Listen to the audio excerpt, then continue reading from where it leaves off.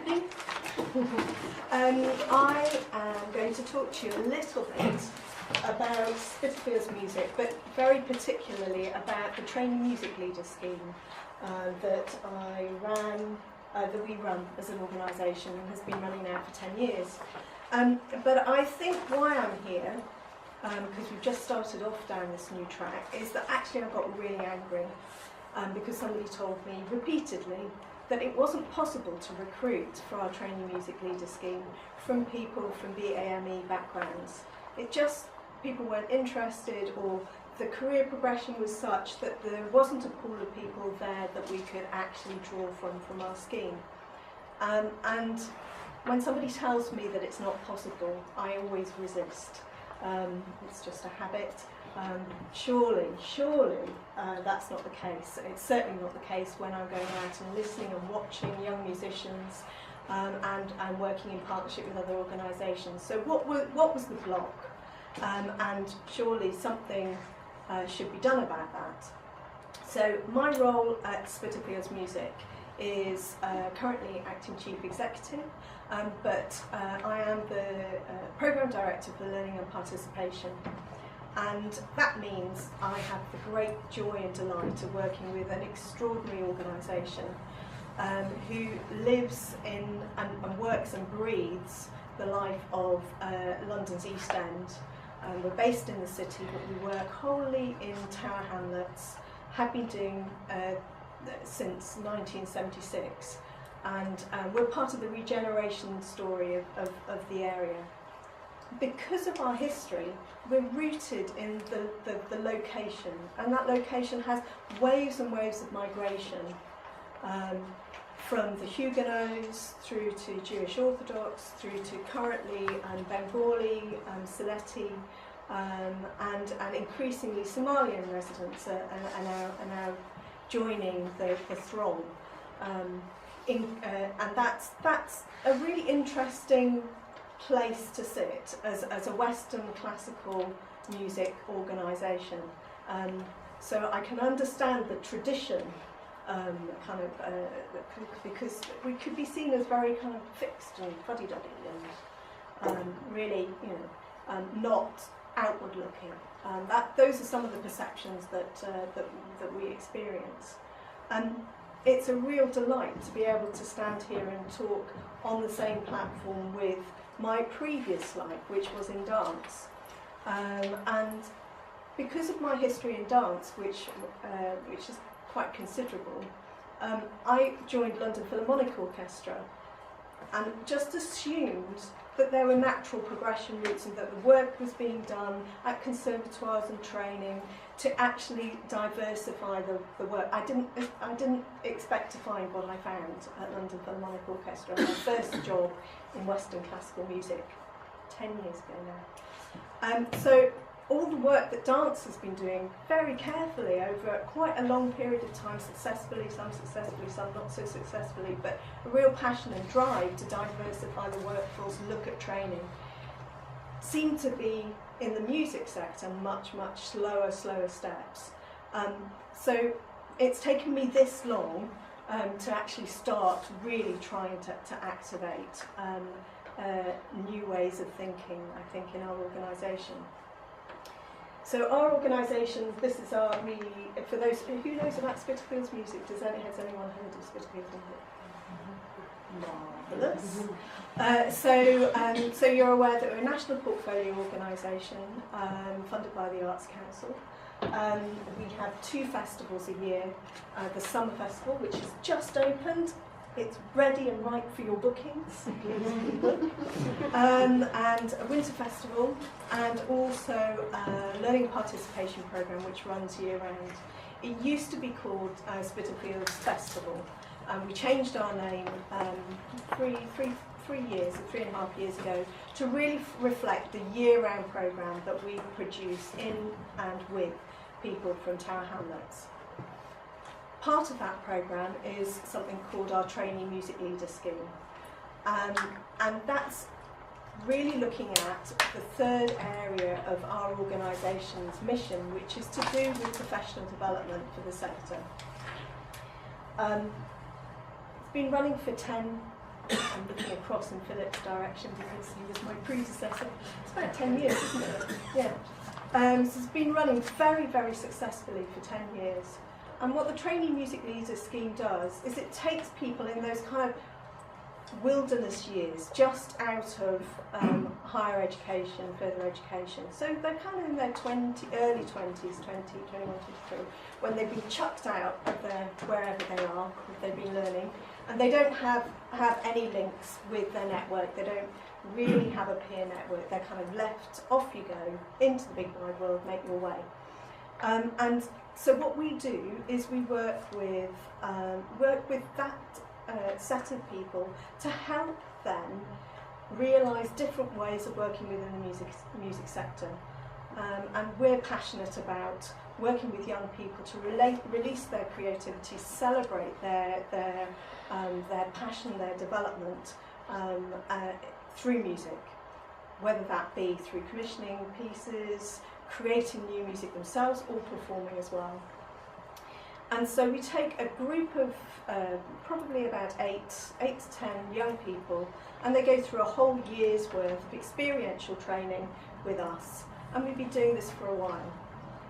What I've been witnessing was that actually we were getting very few applications from young people from different non-Western classical music backgrounds. And also, we weren't really representing the community in which we were serving. So there were very few Asian musicians coming through. So we took a radical decision, and I'm really interested in Nadia's approach. It came from the top of the organisation. We really need to address this. We're not going to accept the status quo. We will put out there and very, very specifically say, for this cohort, and we're just at the start of the journey, for 12-13 academic year, we will recruit specifically from BAME backgrounds. And like Nadia, we received resistance, worry, concern. Are they going to be as good? What about the quality of people coming through? Aren't we doing this already? How are we going to find these people? Actually, they're not coming through from the places that we thought that you naturally recruit from. And all that meant was that we just had to look harder. And actually, the first one of these conferences inspired us even further. We'd already decided to set off down that route, but to help us with our recruitment routes and our recruitment channels.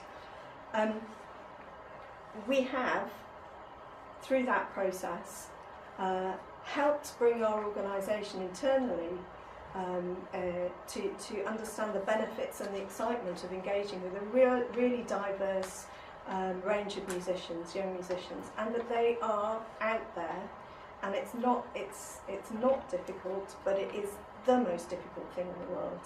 So to actually keep track and keep your mission really, really clear, so that you can do justice to actually working very, very closely with trusted networks such as Sirius and Tomorrow's Warriors, a whole range of people that we have been looking at developing relationships with, to get the word out to a really much broader base of recruitment channels.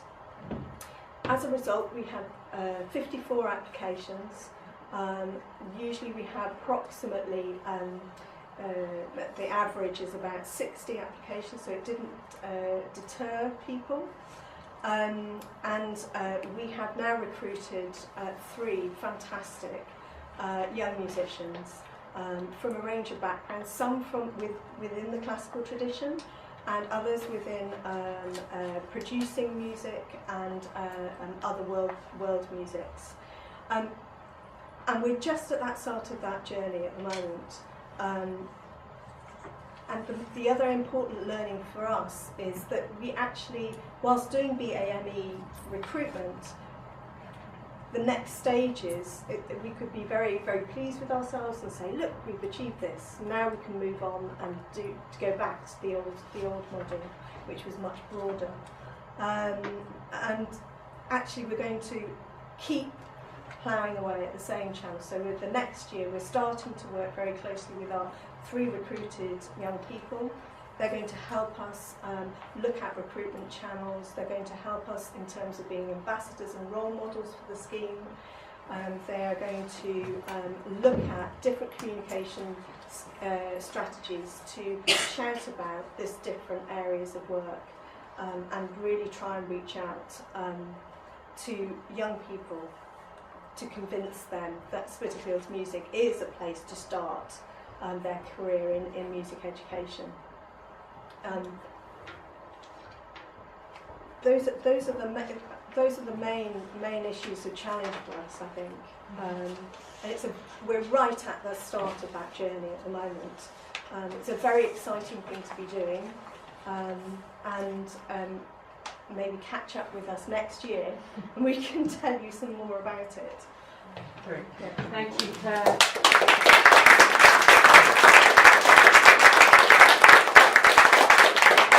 Well, again, really good to hear and really good, and it's something that we can monitor because we're going to get the live experience now.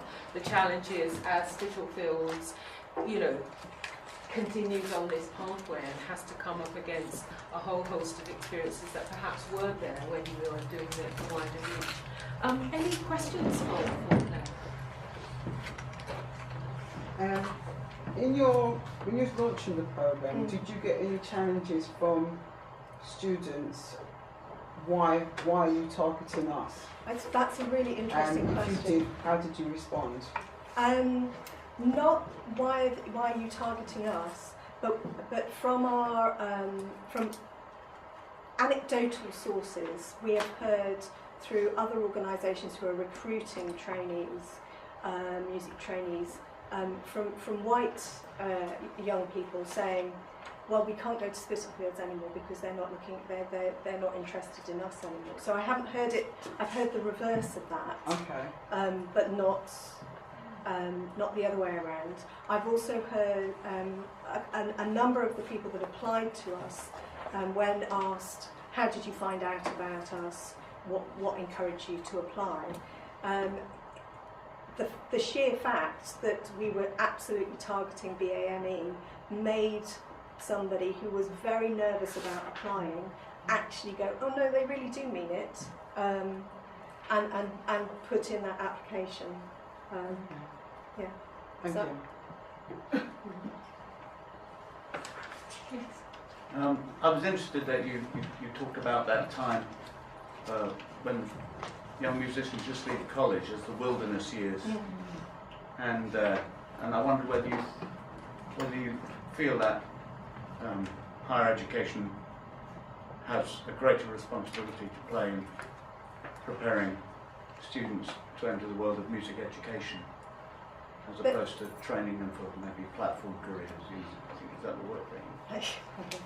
I'm going to embarrass Julian.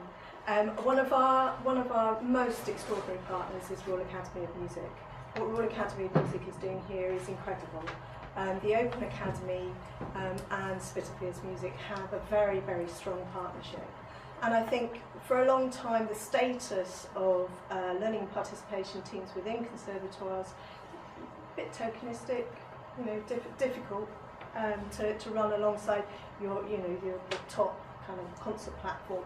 What we're looking for and what RAM are looking for are extraordinary musicians, extraordinary communicators, and we're taking those people to work in local communities in whatever way, be that the hospital in the neonatal wards through to Ideas Store. But it's getting much better, and I think Royal Academy of Music should be absolutely celebrated for the work that you're doing, particularly in this area and also in the wider creative learning in education.